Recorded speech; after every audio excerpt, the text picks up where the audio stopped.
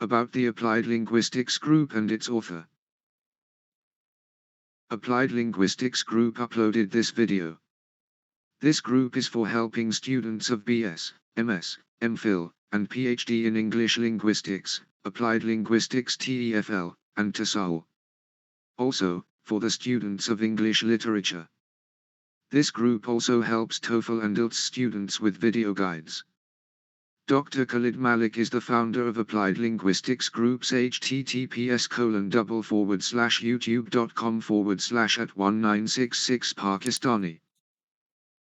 Dr. Khalid Malik has a PhD in Applied Linguistics TESOL.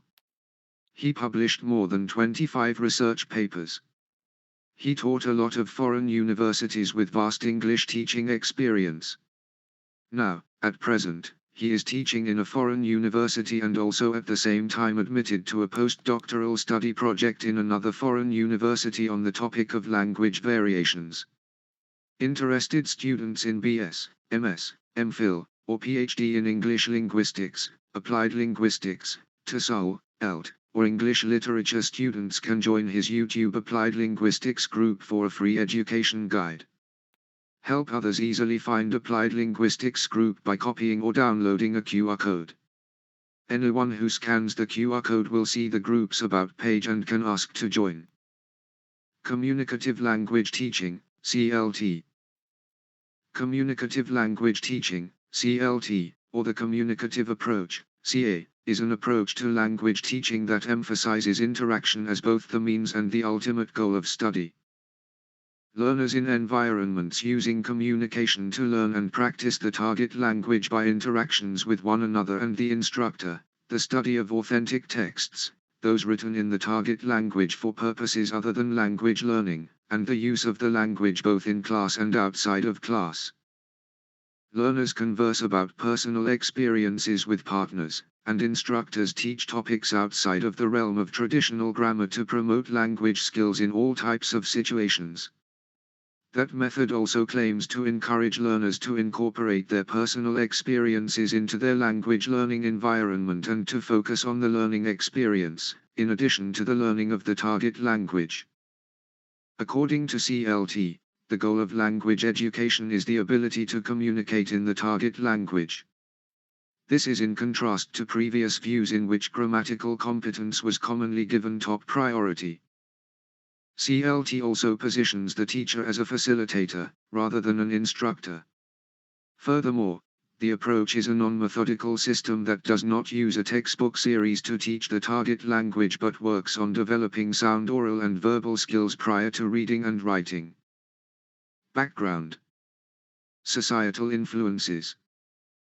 Language teaching was originally considered a cognitive matter that mainly involved memorization. It was later thought instead to be socio-cognitive. Language can be learned through the process of social interaction. Today, however, the dominant technique in teaching any language is communicative language teaching, CLT. It was known Chomsky's theories in the 1960s, focusing on competence and performance in language learning, that gave rise to communicative language teaching.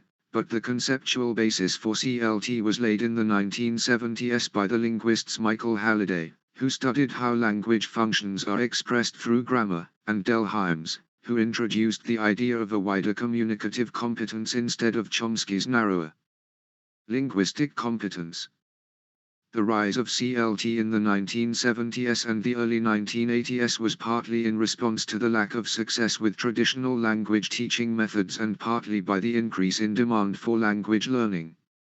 In Europe, the advent of the European Common Market, an economic predecessor to the European Union, led to migration in Europe and an increased number of people who needed to learn a foreign language for work or personal reasons. Meanwhile, more children were given the opportunity to learn foreign languages in school, as the number of secondary schools offering languages rose worldwide as part of a general trend of curriculum broadening and modernization, with foreign language study no longer confined to the elite academies.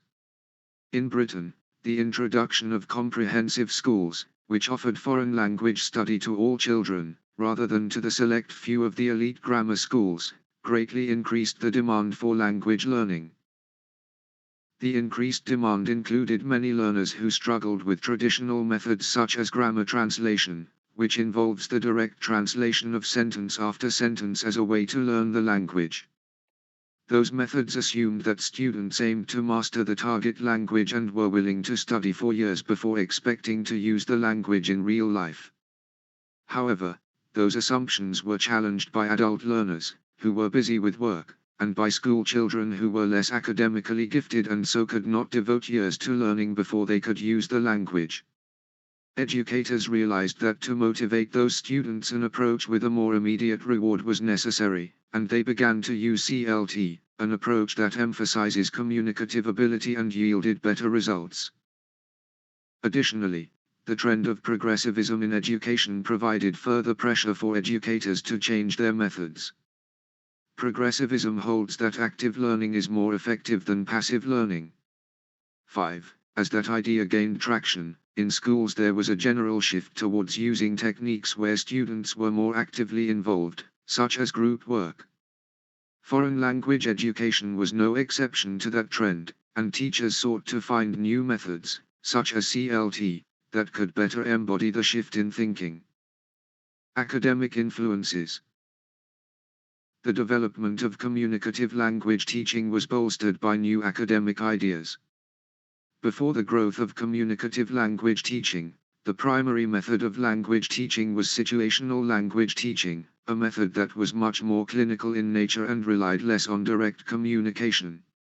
In Britain, applied linguists began to doubt the efficacy of situational language teaching, partly in response to Chomsky's insights into the nature of language. Chomsky had shown that the structural theories of language then prevalent could not explain the variety that is found in real communication. In addition, applied linguists like Christopher Candlin and Henry Widdowson observed that the current model of language learning was ineffective in classrooms. They saw a need for students to develop communicative skill and functional competence in addition to mastering language structures. In 1966, the linguist and anthropologist Del Hymes developed the concept of communicative competence, which redefined what it meant to know a language. In addition to speakers having mastery over the structural elements of language, they must also be able to use those structural elements appropriately in a variety of speech domains. That can be neatly summed up by Hymes's statement: there are rules of use without which the rules of grammar would be useless. The idea of communicative competence stemmed from Chomsky's concept of the linguistic competence of an ideal native speaker. 2. Hymes did not make a concrete formulation of communicative competence, but subsequent authors, notably Michael Canaille, have tied the concept to language teaching. Canaille and Swain, 1980, defined communicative competence in terms of three components: grammatical competence, sociolinguistic competence, and strategic competence. Canaille, 1983, refined the model by adding discourse competence, which contains the concepts of cohesion and coherence. An influential development in the history of communicative language teaching was the work of the Council of Europe in creating new language syllabi. When communicative language teaching had effectively replaced situational language teaching as the standard by leading linguists, the Council of Europe made an effort to once again bolster the growth of the new method, which led to the Council of Europe creating a new language syllabus. Education was a high priority for the Council of Europe, which set out to provide a syllabus that would meet the needs of European immigrants. 7. Among the studies that it used in designing the course was one by a British linguist, D. A. Wilkins, that defined language using notions and functions rather than more traditional categories of grammar and vocabulary. The new syllabus reinforced the idea that language could not be adequately explained by grammar and syntax but instead relied on real interaction. In the mid-1990s, the Dogm 95 Manifesto influenced language teaching through the Dogm language teaching movement. It proposed that published materials stifle the communicative approach. As such, the aim of the Dogm approach to language teaching is to focus on real conversations about practical subjects in which communication is the engine of learning. The idea behind the Dogm approach is that communication can lead to explanation, which leads to further learning. That approach is the antithesis of situational language teaching, which emphasizes learning by text and prioritizes grammar over communication. A Survey of Communicative Competence by Bachman, 1990, divides competency into the broad headings of organizational competence, which includes both grammatical and discourse, or textual, competence, and pragmatic competence, which includes both sociolinguistic and illocutionary competence. Strategic competence is associated with the interlocutor's ability in using communication strategies. Classroom activities. CLT teachers choose classroom activities based on what they believe is going to be most effective for students developing communicative abilities in the target language, TL. Oral activities are popular among CLT teachers, as opposed to grammar drills or reading and writing activities, because they include active conversation and creative, unpredicted responses from students. Activities vary based on the level of language class they are being used in. They promote collaboration, fluency, and comfort in the TL. The 6 activities listed and explained below are commonly used in CLT classrooms. Role play. Role play is an oral activity usually done in pairs, whose main goal is to develop students' communicative abilities in a certain setting. Example. The instructor sets the scene. Where is the conversation taking place? For example, in a cafe, in a park, etc. The instructor defines the goal of the student's conversation. For example, the speaker is asking for directions, the speaker is ordering coffee, the speaker is talking about a movie they recently saw, etc. The students converse in pairs for a designated amount of time. This activity gives students the chance to improve their communication skills in the TL in a low-pressure situation. Most students are more comfortable speaking in pairs rather than in front of the entire class. Instructors need to be aware of the differences between a conversation and an utterance. Students may use the same utterances repeatedly when doing this activity and not actually have a creative conversation. If instructors do not regulate what kinds of conversations students are having, then the students might not be truly improving their communication skills. Interviews. An interview is an oral activity done in pairs, whose main goal is to develop students' interpersonal skills in the TL. Example.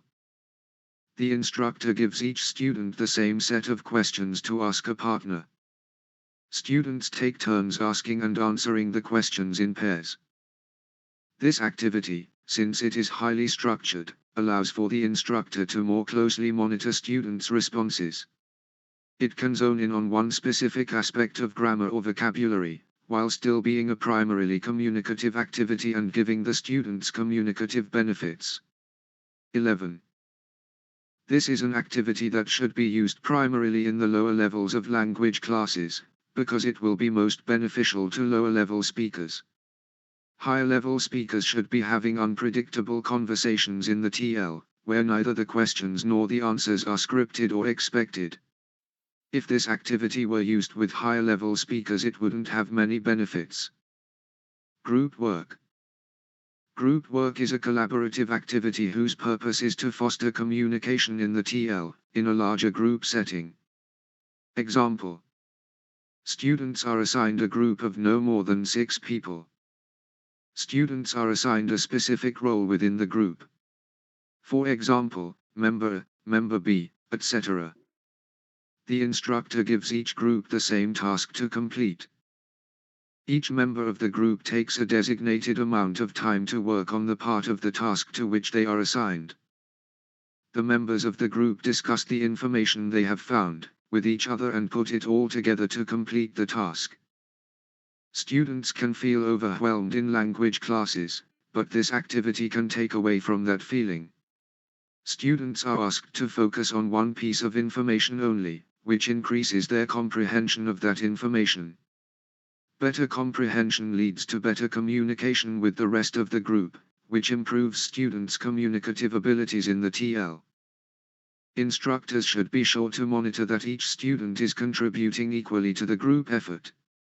It takes a good instructor to design the activity well, so that students will contribute equally, and benefit equally from the activity. Information gap. Information gap is a collaborative activity, whose purpose is for students to effectively obtain information that was previously unknown to them, in the TL. Example. The class is paired up. One partner in each pair is partner A, and the other is partner B. All the students that are partner A are given a sheet of paper with a timetable on it. The timetable is filled in halfway, but some of the boxes are empty. All the students that are partner B are given a sheet of paper with a timetable on it. The boxes that are empty on partner A's timetable are filled in on partner B's. There are also empty boxes on partner B's timetable, but they are filled in on partner A's. The partners must work together to ask about and supply each other with the information they are both missing, to complete each other's timetables. Completing information gap activities improves students' abilities to communicate about unknown information in the TL. These abilities are directly applicable to many real-world conversations, where the goal is to find out some new piece of information, or simply to exchange information. Instructors should not overlook the fact that their students need to be prepared to communicate effectively for this activity. They need to know certain vocabulary words, certain structures of grammar, etc. If the students have not been well prepared for the task at hand, then they will not communicate effectively. Opinion sharing.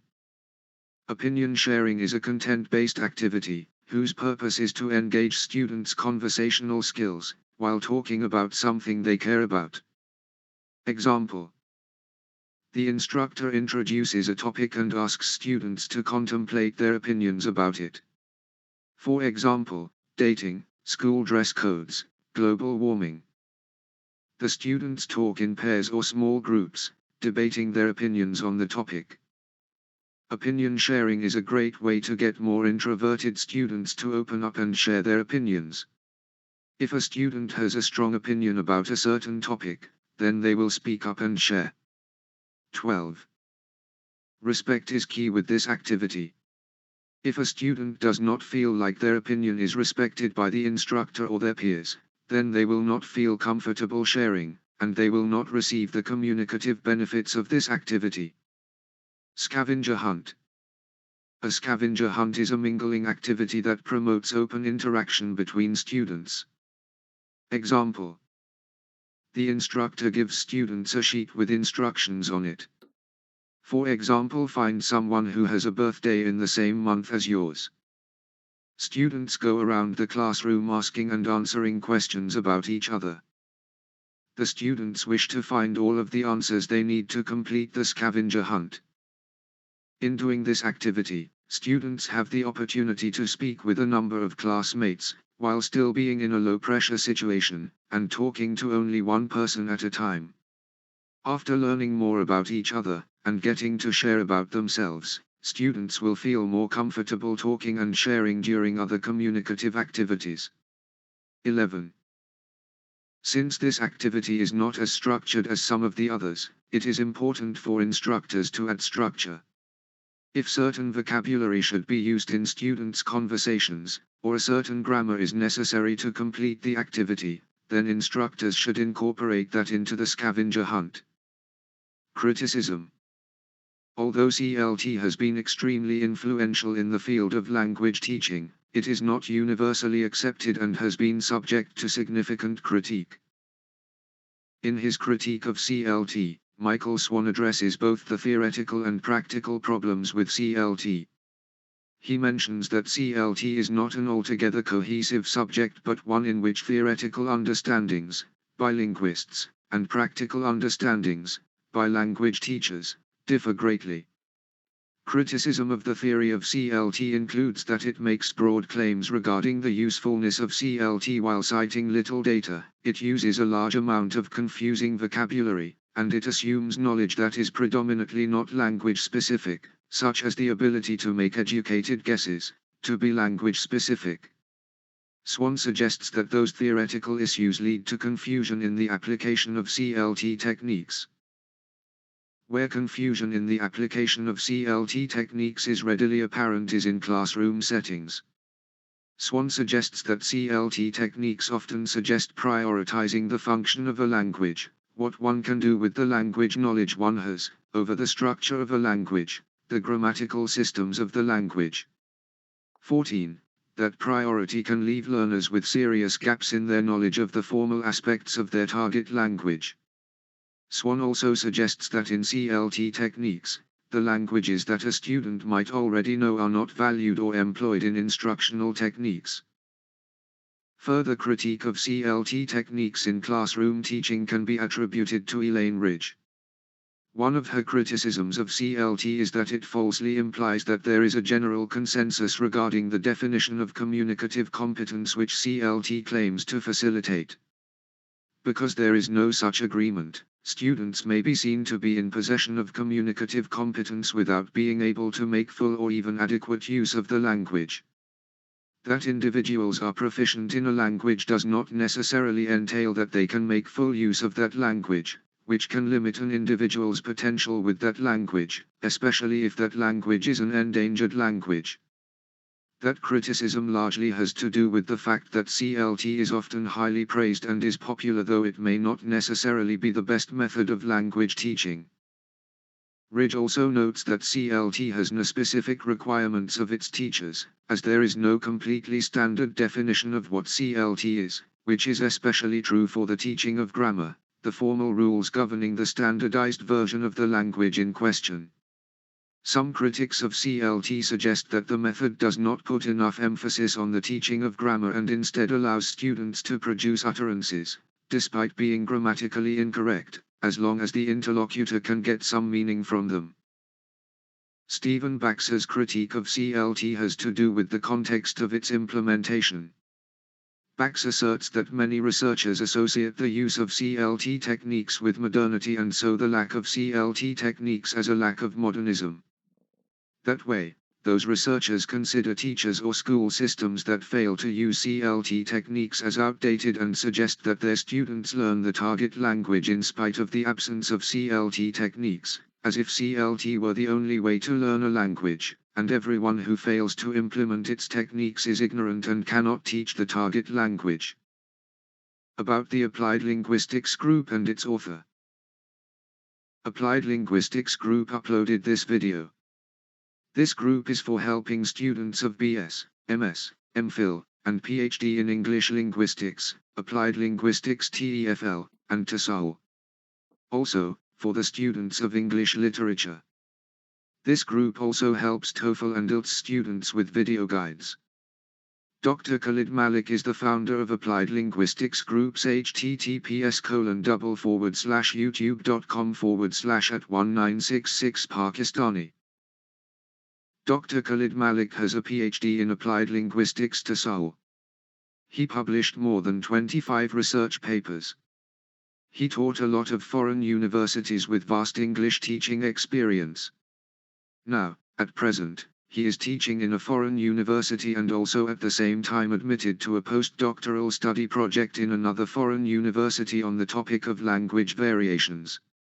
Interested students in BS, MS, MPhil, or PhD in English Linguistics, Applied Linguistics, TESOL, IELTS, or English Literature students can join his YouTube Applied Linguistics group for a free education guide.